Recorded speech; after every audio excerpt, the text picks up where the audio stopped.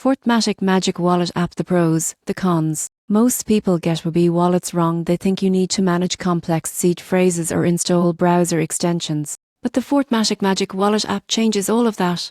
It's designed to make blockchain as easy as logging into an email account. But does simplicity come at a cost?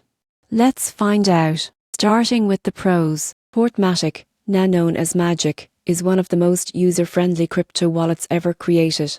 Instead of asking you to store private keys manually, it lets you log in using your email or phone number. Your wallet is instantly created and secured through end-to-end encryption. It's designed for mainstream adoption. No more seed phrases, no more technical headaches. Developers love Fortmatic because it easily integrates into decentralized apps. That means when you use platforms like OpenSea or Uniswap, you can log in with Magic instead of installing MetaMask. This drastically improves accessibility for new users who might be intimidated by traditional wallets. On the security side, Magic uses non-custodial encryption. You own your keys, but are protected by a secure cloud system that separates your data from the platform. It's a hybrid approach, convenient yet still decentralized. However, there are some cons. While the app prioritizes simplicity, purists in the crypto community argue it sacrifices a bit of control.